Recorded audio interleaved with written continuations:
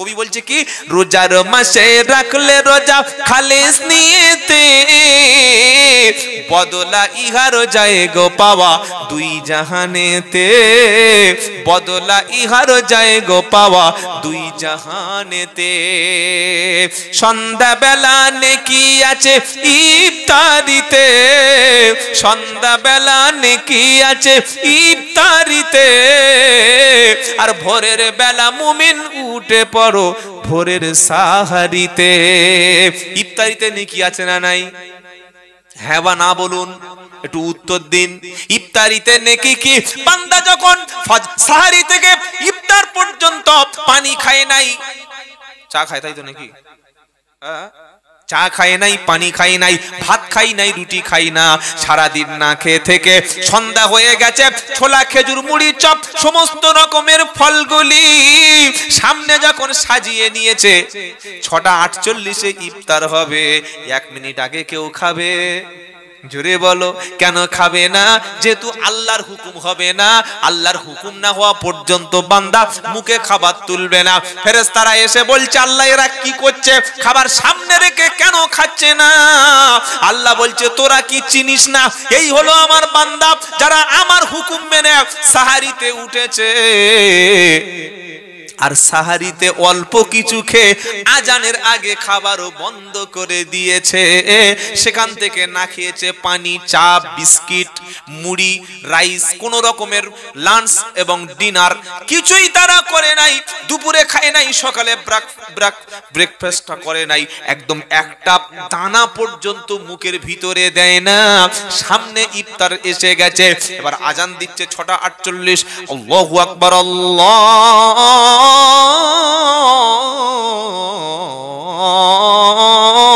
আকবার। সঙ্গে সঙ্গে বান্দা মুখে খেজুর তুলে নিয়েছে। নবী বললেন, খেজুর দিয়ে ইফতার করো, কারণ খেজুরেতে বরকত আছে। আর খেজুর না থাকলে কি? খেজুর না থাকলে আপেল, তাই তো? কে কে আপেল বললো? কেন কাঁচা কুঞ্চি আছে? আদা বলে, আদা পানি, খ্যাপা কথা। হ্যাঁ, পানি, পানি আল্লাহর নিয়ামত। খেজুর না থাকলে পানি, খেজুর দিয়ে ইফতার করবেন, সুন্নাত ইনশাআল্লাহ বলেন। বান্দা যখন খাবার মুখে তুলেছে, আল্লাহ বললে ফেরেশতারা, দেখ দেখ দেখ, সাক্ষী দেখ, এই বান্দাগুলি আমাকে কি দেখেছে? ফেরেশতারা বলেন, আল্লাহ আপনাকে দেখে নাই। জাহান্নাম দেখেছে? দেখে নাই। জান্নাত দেখেছে? বলে দেখে নাই। আমার কবর আযাব কি তারা দেখেছে?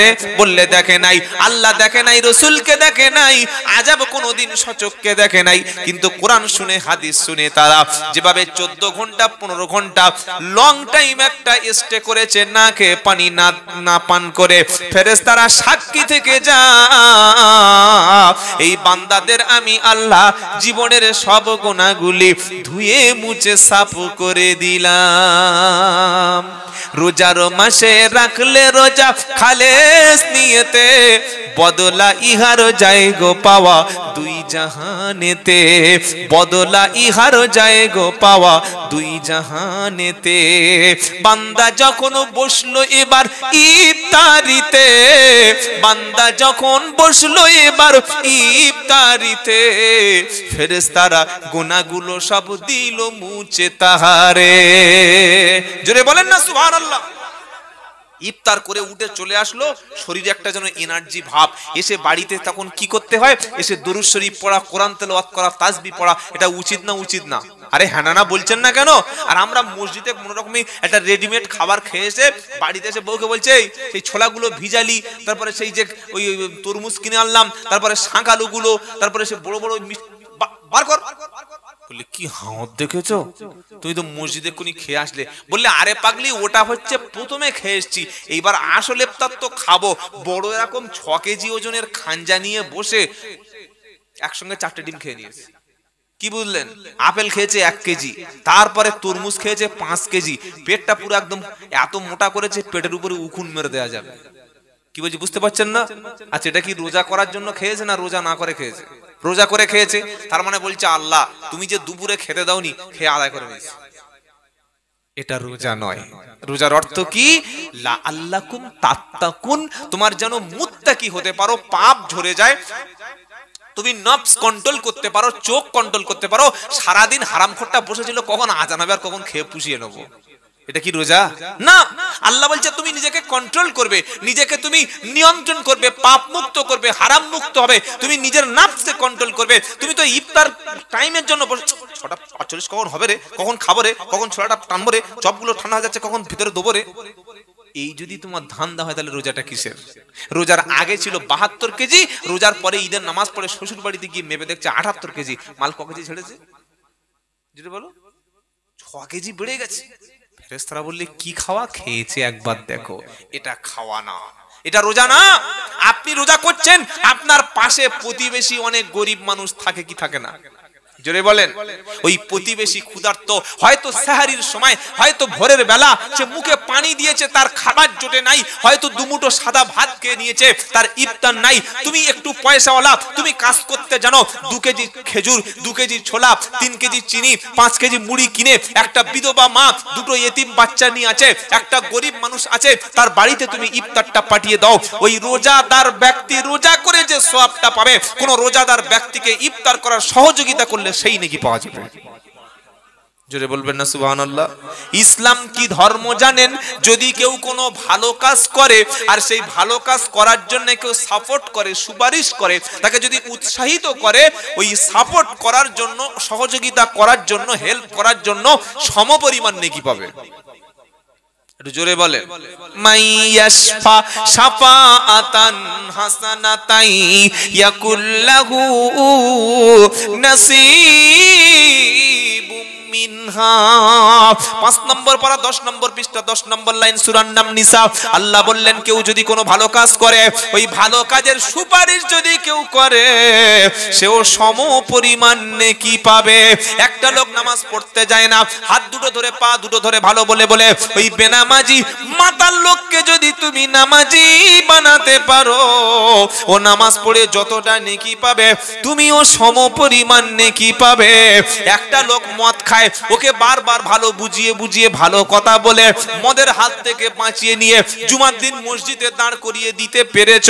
মাতাল যখন মদের বোতল ছেড়ে জুমার দিন মসজিদে গেছে, তুমি নামাজ পড়ে আল্লাহর কাছে হাত দুখানা তুলে বলো, আল্লাহ তুমি তো কাফেরকে হেদায়েত করতে পারো, তুমি তো বেনামাজিকে হেদায়েত করো, তুমি কে সুদখোরকে হেদায়েত করো। ইন্নাকা লা তাহদি মান আহবাবতা ওয়ালাকিন্নাল্লাহ ইয়াহদি মান ইয়াশা ওয়া হুয়া আলামু বিল মুহতাদিন। কে হেদায়েত করেন? সকলে জোরে বলেন। 20 নম্বর পারা 56 নম্বর আয়াত 8 নম্বর লাইন, সূরার নাম কসাস। আল্লাহ বলছেন নবী আপনি যাকে খুশি, যাকে মন চায়, যাকে ভালোবাসেন তাকে হেদায়েত দিতে পারবেন না। আমি আল্লাহ না চাইলে কখনো হবে না। তোমার চাচা বেঁচে ছিল, হামজা হেদায়েত হলো, জান্নাতে চলে গেল। নবীর চাচা আব্বাস রাদিয়াল্লাহু আনহুমা দুজনে হেদায়েত হলে জান্নাতে গেল। আর ভালোবেসে আবু তালেব জাহান্নামের জ্বালানি হলো। আর একটা চাচা আবু লাহাব সারা জীবন নবীর পিছনে দুশমনি করে জানত জাহান্নামী বেনে গেল। হেদায়েত করেন কে? জোরে বলেন। বেনামাজি, সুদখোর, মাতাল। আমাদের সমাজে অনেক মুসলমান আছে এখনো কলেমা জানে না, আল্লাহ চেনে না, ওলি চেনে না, পীর চেনে না, মসজিদ চেনে না, মাদ্রাসা চেনে না, কিছুই চেনে না। শুধু মদের বোতল চেনে, শুধু গাঁজার আড়তে যেতে পারে, শুধু জেনা ব্যভিচার করতে পারে, নামাজ কাজা করে। ওই রকম ব্যক্তির হাত দুটো ধরে যদি একবার টেনে এনে আল্লাহর মজলিসে, আলেমদের মজলিসে, কোরআনের মজলিসে, মসজিদের মধ্যে দিতে পারেন, আপনার কথা দ্বারায়, কাজের দ্বারায় একটা লোক যদি পরিবর্তন হয়, ওই লোকের দ্বারায় আল্লাহ আপনাকে ক্ষমা করে দেবেন। লা ইলাহা ইল্লাল্লাহ। জোরে জোরে।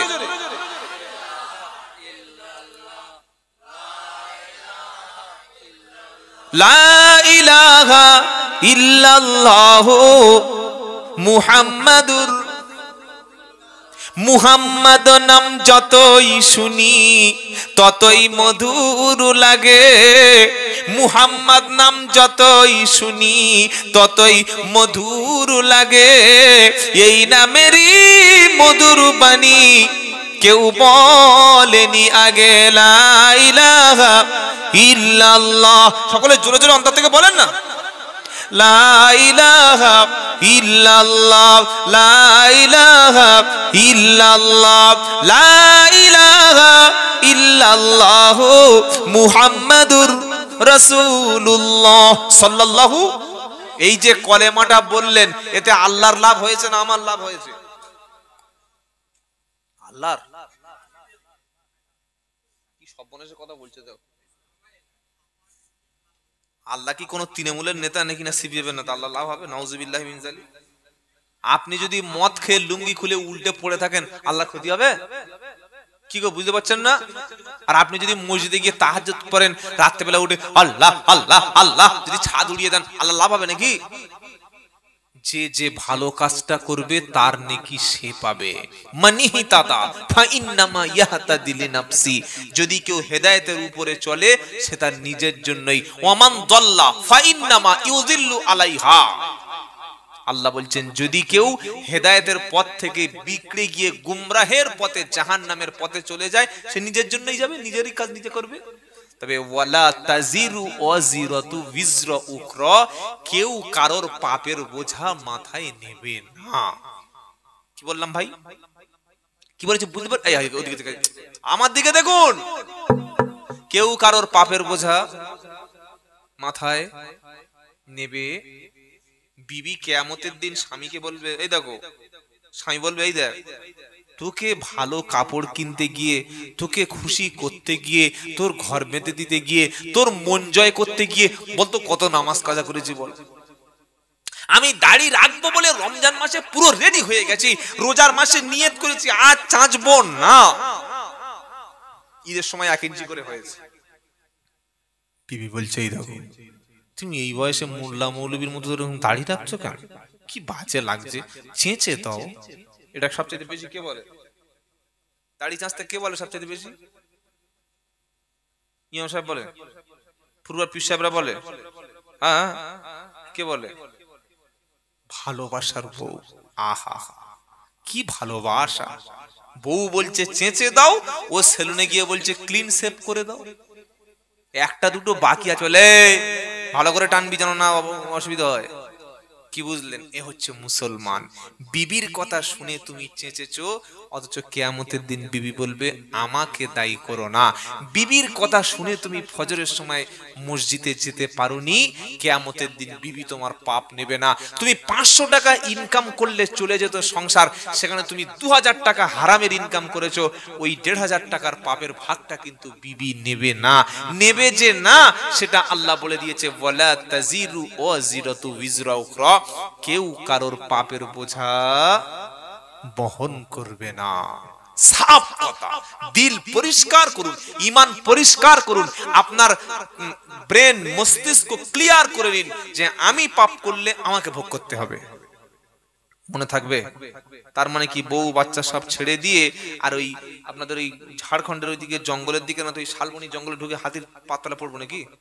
হ্যাঁ, বউ বাচ্চা ছেড়ে দিয়ে হাতির সঙ্গে গিয়ে মুসাফা করবো যে হাতি আমার বুকের উপরে পা তুলে দাও, আমি মরে শহীদ হবো, জান্নাতে যাবো, করলে হবে? সব করতে হবে, কিন্তু সবচাইতে বেশি প্রায়োরিটি দিতে হবে কাকে? আল্লাহকে। মনে থাকবে ইনশাআল্লাহ। তাহলে আমাকে কটা পর্যন্ত বলতে? আচ্ছা এই বাবা, আপনি চলে যাচ্ছেন নাকি? ছেলে হ্যালো, কোন দিকে যাচ্ছ? বাড়ি? হয় পেশাব আর নয় বিড়ি। আল্লাহ আমার ছেলেদেরকে কবুল করুক, সকলে বলুন আল্লাহুম্মা আমিন। আল্লাহ আমাদের কবুল করুক, আল্লাহুম্মা আমিন। আচ্ছা, আপনাদের উল্টো পাল্টা বলছি, রাগ হচ্ছে না? কি গো, এগুলো অপারেশন চলছে, এবার মলম দেয়া হবে। আগে ওটিতে ঢুকে পড়ুন, তারপরে মলম। আল্লাহ কবুল করুক, সকলে বলুন আল্লাহুম্মা আমিন। একবার দেখি তাকবীর দেন দেখি, নারায়ে তাকবীর। এই আপনি চলে যাচ্ছেন নাকি? আর বেশিক্ষণ না, ঠিক আছে। মুরব্বি যাওয়া যাবে। আল্লাহ কবুল করুক, সকলে বলুন আল্লাহুম্মা আমিন। খুব সুন্দর মসজিদ ভাই, গত বছর যা দেখলাম এবছর তো পাল্টে গেছে, তাই না? মসজিদের কাজ হয়েছে তো, অনেক কাজ হয়েছে। হ্যাঁ, তারপর ইমাম সাহেবের ঘরটা উড়ে চলে গেছে, ওপারে চলে গেছে, আর ইমামও চলে গেছে। কি বুঝলেন, ঘরও চলে গেছে, ইমামও চলে গেছে, মানে পাখি নাই, পাখির বাসাও না। যাই হোক, খুব সুন্দর মসজিদ। আমি আপনাদের অনুরোধ করব, আমার ভাইয়ের নামটা কি জানেন, ভুলে গেলাম, মালিক, আব্দুল মালিক বলে, মালিক না, আব্দুল মালিক ভাই, আর অনেকেই ভাইরা আছেন সব পরিচিত মুখ। আপনারা দিন রাত পরিশ্রম করে যেভাবে জলসাটা সাজিয়েছেন, একটু মসজিদের জন্য পরিশ্রম করবেন ভাই। আপনার কথার দ্বারায়, আপনার মেহনতে, আপনার পরিশ্রমে আপনি যদি একটা বেদিন, বদমাশ, চিটিংবাজ, গাঁজাখোর, মাতাল, বেনামাজিকে মাসে, এক মাসে যদি একটা করে নামাজি বাড়াতে পারেন, বছরে কটা? বছরে যদি বলেন 12টা। আমরা যদি চেষ্টা করি যে গোটা পাড়ার লোকদের সবাইকে মসজিদে আনবো, এটা চেষ্টা করলে হবে কি হবে না? অনেকে বলবে, না বাবা, ওর সময় হলেও নামাজ পড়বে, তুমি বলছো কেন? এটা আমরা বলি না, বলি না? তাহলে ওর সময় হলে ও জলসায় বসবে, তুমি মাইক দিয়েছো কেন? এই যে জলসাটা কতদিন মেহনত করতে হয়েছে। সকলে যাবেন, ফুরফুরা শরীফ থেকে সিরাজ সিদ্দিকী আল কুরাইশি হুজুর আসবেন, আব্দুল্লাহ জুবায়ের সাহেব আসবেন, আবু মুসা সাহেব আসবেন। এই প্রচারগুলো করতে হয়েছে না হয় নাই? নাকি সকালবেলা ফট করে কটা খুঁড়ি পুঁদার প্যান্ডেল বানিয়ে দেবে হয়েছে? চাঁদা তোলা, বারবার কালেকশন করা, বারবার মাইকে বলা। আচ্ছা, এত কালেকশন করে যদি 2টো লোক আসতো, 3টে লোক আসতো, আমার আব্দুল মালিক ভাই বা কমিটি যারা আছেন, মন খারাপ হতো না? হতো না? জোরে বলুন, মন খারাপ হবে কি হবে না? আর বাড়ির মেয়েরা যদি আজকে শুয়ে শুয়ে সব যাবো না, যা হচ্ছে উপাত্ত হয়ে যাক, মন খারাপ হতো না? হতো না? তাহলে আপনারা এসেছেন, কমিটির মনটা ভরে গেছে, মায়েরা এসেছেন, কমিটির মন ভরে গেছে। লাখ লাখ টাকা খরচ করে টাইলস বিছানো, সুন্দর উপরে মসজিদে সিলিং করেছে, সুন্দর ফ্যান, সাউন্ড সিস্টেম ভালো, অজুর জায়গা ভালো, বাথরুমের ব্যবস্থা ভালো, ইমাম সাহেবের থাকার ঘর ভালো, আর আসরে আজান হচ্ছে আল্লাহু আকবার, আল্লাহু আকবার, মুয়াজ্জিন দেখছে, আর ইমাম আছে, আর 3 জন লোক মসজিদে। আল্লাহ সন্তুষ্ট হবে? আল্লাহ মহল্লার প্রতি খুশি থাকবে? আর আল্লাহ যার উপরে রাজি হবে না, পৃথিবীর কোনো ব্যক্তি তার উপরে রাজি হবে না। আল্লাহ যার প্রতি সন্তুষ্ট থাকবে না, ও বেঁচে থাকবে কুকুর ছাগলের মতো, যেখানে যাবে লাথি খাবে, মারবে একবার লাথি, ও মারবে ঝাঁটা, ও মারবে জুতো। এই লাথি ঝাঁটা খাচ্ছি আমরা মুসলমান, খাচ্ছি না? খাচ্ছি না? হ্যাঁ না বলুন না? কেন? আল্লাহকে সন্তুষ্ট আমরা করতে পারিনি, আল্লাহকে রাজি করতে পারিনি, আল্লাহকে খুশি করতে পারিনি। আজ জলসা দিয়েছি, মাথায় টুপি দিয়েছি, ভাইরা ডেকেছে বলেছে এসেছি, পীর সাহেবরা এসেছেন বলে আমরা কোরআন থেকে কথা বলছি, হাদিস থেকে কথা শোনাচ্ছি, তবে আপনারা ছুটে এসেছেন। আমি বুকে হাত দিয়ে কি এখন বসে বসে বলতে পারবো যে আল্লাহ আমার উপর রাজি হয়ে গেছে? বলা যাবে? যাবে? তবে একটা কাজ করলে আল্লাহ রাজি হবে, কাজটা বলবো? হ্যাঁ বলবো, বলবো বলবো। সবচাইতে কোন কাজে আল্লাহ রাজি হয়? যারা ঈমান আনার পরে ভালো কাজ করে, আল্লাহ তাদের উপরে রাজি হয়। জোরে বলুন সুবহানাল্লাহ। ভালো কাজ কি? লা ইলাহা ইল্লাল্লাহ বলার পরে 5 ওয়াক্ত নামাজ, রমজানের রোজা, গরিবের বাড়িতে খাবার পৌঁছানো, মানুষ বিপদে পড়েছে সহযোগিতা করে। এই যেমন আমার আব্দুল মালিক ভাই বলছিলেন, ব্লাড ডোনেশন ক্যাম্প করেছেন, আপনারা করেছেন তো? আলহামদুলিল্লাহ বলবেন না? আপনার রক্তের দ্বারায় একজন মানুষ, হোক হিন্দু, হোক খ্রিস্টান, হোক একজন ইহুদি, সে যদি বেঁচে যায়, এর জন্য পুরস্কার আল্লাহর কাছে আছে না নাই? সুবহানাল্লাহ। ফামাইয়া আমাল মিসকালা যাররাতিন খায়রান ইয়ারা। সামান্য অনুপরিমাণ, জাররা পরিমাণ ছোট্ট একটা ভালো আমল, যেটা পৃথিবীর কোনো মানুষ দেখতে পায় নাই, কিয়ামতের দিন আল্লাহ এই আমলটা সবার সামনে হাজির করবে। সুবহানাল্লাহ বলবেন না? নবীর জামানায় একটা মহিলার চরিত্র খারাপ ছিল, মহিলাটা পতিতা ছিল, দেহ ব্যবসায়ী ছিল। মহিলাটি কুয়োর পাশ দিয়ে হেঁটে হেঁটে যাচ্ছে, একটা কুকুরের এত বড় জিহ্বার হয়ে গেল, তৃষ্ণার্ত ক্ষুধার্ত কুকুর। মহিলার পায়ে ছিল চামড়ার মজা, কিংবা একটা পাত্র নিয়ে কুয়োর মধ্য থেকে পানি তুলে আল্লাহর একটা নিকৃষ্ট প্রাণী কুত্তা ওই কুকুরকে পানি পান করালো। মহিলার চরিত্র খারাপ ছিল। আল্লাহর নবী বলেন, এই আমলটা আমার আল্লাহর এত পছন্দ হলো, মহিলার বাজে চরিত্রের আমল গুলি আল্লাহ সব ক্ষমা করে দিয়ে কুকুরকে পানি খাওয়ানোর জন্য জান্নাত পেয়ে গেল। সেজন্য ভালো ভালো আমল করব, কোনদিন প্রতিবেশীকে কষ্ট দেবেন না, মানুষের পাশে দাঁড়াবেন, ইনশাআল্লাহ বলেন। একজন ব্যক্তি অসুস্থ, ছুটে চলে যাবেন তার পাশে, চল ভাই তোর কি সমস্যা বল, ভাই আমি ডাক্তার দেখাতে পারছি না, চাঁদা তুলে তাকে সহযোগিতা করবেন, আল্লাহ আপনাকে জান্নাতি মানুষ বানিয়ে দেবেন। বলুন সুবহানাল্লাহ। পাড়ায় একটা গরিব মানুষ বিয়ে হচ্ছে না, ভিক্ষা করছে, মা কিছু দাও না, মা কিছু দাও না, তো অভ্যাস ভিক্ষা করো, তো জীবনের কিছু হবে না। না, এটা আমরা বলবো না। আমরা ইয়াং সোসাইটি যারা, যুবক যারা, জলসা কমিটি যারা, মসজিদ কমিটি যারা, আমরা পাড়ায় প্রত্যেকে বলবো ভাই 500 টাকা দে, তুই 500 টাকা দে, তুমি পয়সা লোক 2000 টাকা দাও, 20-25,000 টাকা তুলে ওই মেয়েটার বিয়ের ব্যবস্থা পুরো ইয়াং সোসাইটি, জলসা কমিটি, মসজিদ কমিটি দায়িত্বটা নেবে। কোনদিন শুনেছেন পশ্চিমবাংলার জমিনে, পশ্চিমবাংলা ছেড়ে দিচ্ছি, আপনাদের বাঁকুড়া ডিস্ট্রিক্ট, কোন থানা, শিমলাপাল থানা, শিমলাপাল থানায় কোন ব্যক্তি শুনেছেন যে মসজিদ থেকে কোন মেয়ের বিয়ে দিয়েছে? শুনে থাকলে বলুন। দেয় না, বরং মসজিদে টাইলস বসায় লক্ষ লক্ষ টাকা মসজিদে খরচ করে, আর সেই মসজিদ মহল্লা একটা মেয়ের বিয়ে হয় না। এর চাইতে লজ্জা সমাজের জন্য কি হতে পারে? মসজিদ মহল্লায় একটা ছেলে পড়াশোনা করবে, মাধ্যমিক পাশ করে, তার উচ্চ আকাঙ্ক্ষা, অ্যাম্বিশন, ইচ্ছা হলো ডাক্তার হবো, সে হাত পেতে বেড়াচ্ছে, মসজিদ কমিটি খবরই নেয় না, পাড়ার মানুষ ঘুরেও দেখে না। এটা আমাদের প্রয়োজন নাই? এখন আমাদের সময় হলো ঘুরে দাঁড়ানো। কি দিয়ে ঘুরে দাঁড়াবেন? বন্দুক কিনবেন, ছুরি কিনবেন, দুটো বোম বাঁধবেন, সন্ত্রাসী জঙ্গি বলে সারা জীবন জেলে পচিয়ে দেবে। কি বলছি বুঝতে পারছেন না? ছুরি, বন্দুক, তীর তরবারি দিয়ে কিচ্ছু করতে পারবেন না। এখন আপনার সন্তানকে পুলিশ বানাতে হবে, উকিল বানাতে হবে, আইনজীবী বানাতে হবে, আপনার সন্তানকে WBCS অফিসার বানাতে হবে, IPS বানাতে হবে, বিডিও বানাতে হবে। এটা কি করে পাস করে চলে গেলে বানবে? পাড়া থেকে অর্থ দিয়ে সহযোগিতা করে, তার পাশে দাঁড়িয়ে, তার মনোবল দিয়ে আমাদের সংখ্যালঘু মাইনরিটির মধ্য থেকে শিক্ষিত সচেতন ছেলে যদি আমরা না তৈরি করি, আমরা যদি একটা মুসলিম মহল্লায় একটা মহিলা ডাক্তার না থাকে, সেই মুসলিম মহিলার মধ্যে থেকে কোনো একটা সিক্রেট গোপন রোগ হলে হয় পুরুষের সামনে গিয়ে তার শরীরের অবাঞ্ছিত শরীরের কাপড়গুলি, তার গোপন কথাগুলি পুরুষের ডাক্তারের কাছে দেখাতে হবে, বলতে হবে, আর তা না হলে রোগ ভোগ করে মরতে হবে। হবে কি হবে না? হবে কি হবে না? আর হসপিটাল এবং ডাক্তারখানাগুলিতে কিছু সাম্প্রদায়িক ডাক্তার আছে, সবাই না, ইল্লা মাশাআল্লাহ ভালো আছে, সাম্প্রদায়িক ডাক্তার আছে, তারা রোগী দেখলে, বিশেষ করে হিজাব দেখলে, তখন টিটকারি মারে কি মারে না? কি বলছি বুঝতে পারছেন না? আপনি বলবেন বাবা আমি হিজাব খুলবো না, হিজাব খুলবে না, ওরা একটা চিকিৎসা করবো, হিজাব খুলবে না বলে আপনাকে তুচ্ছ তাচ্ছিল্য করে তাড়িয়ে দেবে। আপনি হাজী সাহেব, মুফতি সাহেব, পীর সাহেবের মুরিদ, আপনি আল্লাহওয়ালা, আপনার মধ্যে যদি একটা মুসলিম মহিলা ডাক্তার থাকতো, সে একটা ডাক্তার, মহিলা ডাক্তার, মহিলা রোগীকে দেখার সময় সতর পর্দা মেনটেন করে দেখতো কি দেখতো না? কি বলছি বুঝতে পারছেন না? আমাদের মুসলিম মহিলা ডাক্তারেরও প্রয়োজন আছে। এজন্য আপনার সন্তানকে আপনি সঠিকভাবে তাকে শিক্ষা দেবেন, বলুন ইনশাআল্লাহ। আর আল্লাহর নবীর একটা চরিত্র এখনই বলছি, এখনই শুনে নিন। কি চরিত্র ছিল বিশ্ব নবী মুহাম্মদ সাল্লাল্লাহু আলাইহি ওয়াসাল্লামের? তিনি কোন বাড়িতে খেতে গেছেন, দাওয়াত করেছেন, খেতে গিয়ে দেখছেন রান্নাটা বা খাবারটা হুজুর পাক সাল্লাল্লাহু আলাইহি ওয়াসাল্লাম অ্যাকসেপ্ট করতে পারেন নাই, তার পছন্দ হয় নাই। আল্লাহ নবী সামনাসামনি নিন্দা করতেন না, তিনি খাবার প্লেটটা সরিয়ে দিতেন। খাবার রান্না খারাপও হয়েছে, তিনি তারপরে বলতেন আলহামদুলিল্লাহ। কি বলতেন? জোরে বলুন, সকলে বলুন।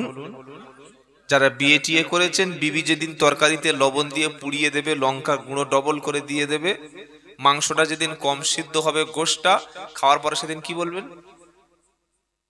কথা বলে না? জামার হাতা গুড়িয়ে এরকম রান্না লোক করে, কি করছিলিস তুই, রান্না পুড়িয়ে দিলি কেন? এটা বলি কি বলি না? আর আল্লাহর নবীর চরিত্র দেখুন, খালি টুপি দাড়ি পাঞ্জাবি রাখলে হবে না। নবীর আখলাক, নবীর চরিত্র, নবীর ক্যারেক্টার যতক্ষণ আমার এবং আপনার মধ্যে না আসবে, বাইরে থেকে মুসলমান বলে মনে হবে, আধার কার্ড দেখলে মোল্লা মোল্লা মনে হবে, কুরবানির সময় গরুর মাংস 5 কেজি 3 জনে মেরে দেবে, ছোটবেলায় জন্মের পরে মোচনমানি হবে, সেজে গুজে শবে বরাতে মসজিদ ভরে যাবে, ঈদের নামাজের সময় ফার্স্ট কাতারে দাঁড়িয়ে যাবে, কিন্তু আল্লাহ তাকে মুসলমান বলে মেনে কুল ইন কুনতুম তুহিব্বুনাল্লাহ ফাত্তাবিউনি ইউহিব্বুকুমুল্লাহ ওয়া ইয়াগফির লাকুম যুনুবাকুম আল্লাহু গফুরুর রহিম। একবার তাকবীর দেন, নারায়ে তাকবীর, নারায়ে তাকবীর। বাৎসরিক ইসালে সওয়াব, নারায়ে তাকবীর। 3 নম্বর পারা, 3 নম্বর পৃষ্ঠা, 3 নম্বর সূরা, 13 নম্বর আয়াত, 13 নম্বর পৃষ্ঠার 31 নম্বর আয়াত, সূরার নাম আল ইমরান। আল্লাহ বলছেন কুল, কুল মানে বলো, কুল মানে জোরে বলেন। এই যে আমরা নামাজ পড়ি, সূরা ফাতিহা পড়ি, সূরা ইখলাস বলে একটা সূরা আছে জানেন? কুল হু আল্লাহু আহাদ আল্লাহুস সামাদ লাম ইয়ালিদ ওয়া লাম ইউলাদ ওয়া লাম ইয়াকুল লাহু কুফুয়ান আহাদ।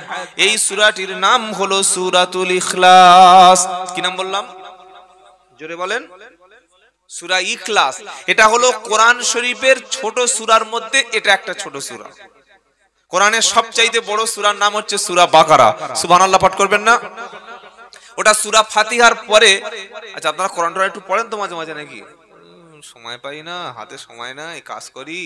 কোরআনটা শিখবেন, কোরআন শেখা, কোরআন পড়া ফরজ। বলুন সুবহানাল্লাহ। ছোট সূরার মধ্যে একটি সূরা হলো সূরা ইখলাস। এই সূরাটি এতটা গুরুত্বপূর্ণ, এতটা ফজিলত, এতটা বরকত, এটার মধ্যে এতটা লাভ আছে। আপনি খালি এক জায়গায় বসে বসে পড়লেন। কি পড়লেন শুনেন ভালো করে। আউযু বিল্লাহি মিনাশ শাইতানির রাজীম বিসমিল্লাহির রহমানির রহিম।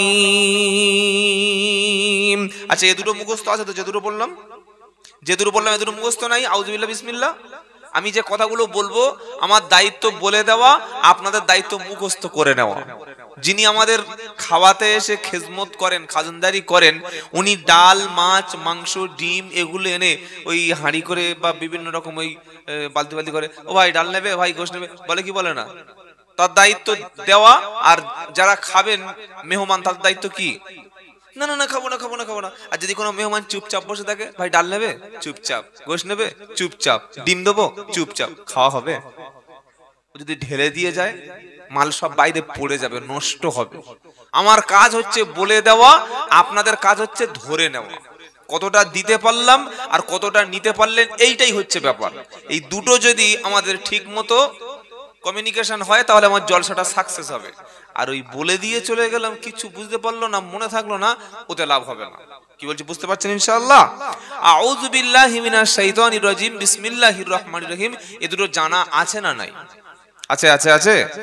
এইবার একটা সূরা বলছি, ওই সূরাটা বাচ্চা, বাচ্চি, বুড়ো, বুড়ি, ধেড়ে, 16 বছর, 18 বছর, এক ছেলের মা, 3 ছেলের মা, 5 না, এখন আর 5 ছেলের মা নাই, এখন যা হয় সব এক ছেলে, বড় যে 2 ছেলে। এই সূরাটা সবার মুখস্থ আছে। পড়ুন আমার সাথে। কুল হু আল্লাহু আহাদ। বলেন আরেকবার বলুন। ভুল হয়ে গেল খালু, কুল হবে না। কুল মানে গিলে ফেলো, খেয়ে ফেলো। আর এখানে যেটা লেখা আছে সেটা কুল। কি আছে? হুজুর গলার ভিতরে কি স্প্রিং লাগানো আছে, এরকম বার হচ্ছে? এই কুলটা বার করতে গেলে ইমাম সাহেবের কাছে মাগরিবের নামাজের পরে বসতে হয়। বাচ্চা সবে ক্লাস 4-এ পড়ে, আসরের নামাজের পরে মক্তবে পাঠাতে হয়। কুলটা উচ্চারণ করতে গেলে হাক্কানি আলেম যারা, হাক্কানি ওলামা যারা, তাদের সোহবতে বসে মাথাটা নিচু করে হাঁটু গেড়ে ছাত্রের মতো বসে কোরআন শিখে নিতে হয়, তবে কুলটা বার হবে। আর সারা জীবন একুল উকুল দুকুল হারিয়ে বুড়ো বয়সে এসে কুল কুল করলে শেষে গলায় কুল বেঁধে দম বার হয়ে যাবে। কি বললাম বুঝতে পারলেন না? যেন সামনে রমজান মাস আসছে, মসজিদে ইমাম সাহেবের আছে অন্তত জোহরের পরে একটা মাস বসে ইমাম সাহেবের কাছে যে সূরাগুলো আমরা নামাজে পড়ি এইগুলো ঠিক করে নেবেন। বলুন ইনশাআল্লাহ। তাহলে আল্লাহ কি বলছেন? কুল হু আল্লাহু আহাদ। বলুন আল্লাহুস সামাদ। সামাদ না ভাই, সামাদ নয়, সমাদ। আল্লাহুস সামাদ, লাম ইয়ালিদ, বলুন সকলে, ওয়ালাম ইউলাদ ওয়ালাম ইয়াকুল লাহু কুফুয়ান আহাদ। এটা কোরআন শরীফের ছোট সূরার মধ্যে একটা ছোট সূরা। এই সূরাটির নাম হলো সূরাতুল ইখলাস। আল্লাহর নবী সাল্লাল্লাহু আলাইহি সাল্লাম বলেন, যদি কোনো বান্দা এই সূরাটি একবার পড়ে, একবার তেলাওয়াত করে, আল্লাহ তাআলা তার আমলনামায় 10 পারা কোরআন শরীফের সওয়াব লিখে দেবেন। কোরআন শরীফ কত পারা গুনে এসে বলবেন নাকি? তাড়াতাড়ি বলেন। কোরআন শরীফ হলো 30 পারা। একবার বললাম কত হলো? 10 পারা। আর একবার যদি বলি কুল হু আল্লাহু আহাদ, পড়েন আমার সাথে, আল্লাহুস সামাদ, লাম ইয়ালিদ ওয়া লাম ইউলাদ ওয়া লাম ইয়াকুল লাহু কুফুয়ান আহাদ। আরেকবার পড়েছি, দুবার হলো। কত পারা হলো? 10 পারা। আগে ছিল 10, এবারে হলো 10। কত হলো? 20। আরেকবার পড়ুন, কুল হু আল্লাহু আহাদ, আল্লাহুস সামাদ, লাম ইয়ালিদ ওয়া লাম ইউলাদ ওয়া লাম ইয়াকুল লাহু কুফুয়ান আহাদ। এবার কত হলো? এক খতম কোরআন শরীফের সওয়াব আল্লাহ আমলনামায় লিখে দিল। জোরে বলুন। ওয়াজ শুনে কে নামাজ পড়বে, কে দাড়ি রাখবে, কে মদ ছাড়বে, কে বাপ মার ভাত দেবে, ওরকম কোনো গ্যারান্টি কোনো মৌলভী সাহেবের হাতে আছে? আছে আছে আছে, কারোর হাতে নাই। কিন্তু এই যে টাটকা নেকিটা পেলেন, নগদ পেয়ে গেলেন, লাভ হলো না? হলো না? তাহলে আমরা সন্ধ্যা থেকে একটা লাভ করে নিয়েছি। কি করলাম? এই যে 3 বার সূরা ইখলাস বললাম, একটা বিশাল কোরআন। কোন কোরআন? 6666টি আয়াত। কটা সূরা? 114টা। রুকু কটা? 540টি। পৃষ্ঠা কত? 600 পৃষ্ঠা। শব্দ কত? 86430। অক্ষর কত? 3,23,760। কোরআনের মধ্যে সাজদা কতটা রয়েছে? 14টা। সুবহানাল্লাহ বলেন। রুকু কটা আছে? 540টা। এত বিশাল একটা আসমানি কিতাব, আল্লাহর কিতাব, পড়লে যে নেকি হয়, যে সওয়াব হয়, যে লাভ হয়, যে প্রফিট হয়, যে কল্যাণ হয়, যে উপকার হয়, সেটা সূরা ইখলাস আমরা এখানে 3 বার পড়লাম, সমপরিমাণ নেকি আল্লাহ নগদ লিখে দিয়েছে। লাভ হলো না? হলো না? আর চার দোকানে বসে যদি গীবত করি, নেকি আছে তো? অল্প নেকি হবে না? এক পারা কোরআন শরীফ পড়া নেকি হবে তো? কবরে গেলে ধুনে দেবে। এই মুসলমানের ছেলে চায়ের দোকানে বসে বসে গীবত করছো, দুটো বন্ধু এক জায়গায় বসে আরেকটা বন্ধুর বদনাম করছো, পাড়ার একজন ভালো ঘর বানাচ্ছে, বলছি ও টাকা কোথায় পেয়েছে রে? আরেকজন পাশ থেকে বলছে, জানিস না ও ভিতরে ভিতরে নোংরা মাল আছে, বাহাতের ইনকাম আছে। কি বলি না? বলি না? এই মুসলমান জাতের মধ্যে কিছু মানুষ আছে, কেউ উপরে উঠতে গেলে টেনে নামিয়ে দেবে। কি বললাম? উপরে উঠতে গেলে টেনে নামিয়ে দেবে। আমি নিজে উঠতে পারবো না গাছে, কেউ উঠলে টেনে নামিয়ে দেবো। এই অভ্যাস, এই চরিত্র, এই ক্যারেক্টার আমাদের ছাড়বো। সকলে আজ থেকে তওবা করুন। কোন নারী, কোন পুরুষ, কোন ব্যক্তির গীবত, সমালোচনা, পরনিন্দা, পরচর্চা, তার পিছনে কথা বলবো না। বলুন ইনশাআল্লাহ।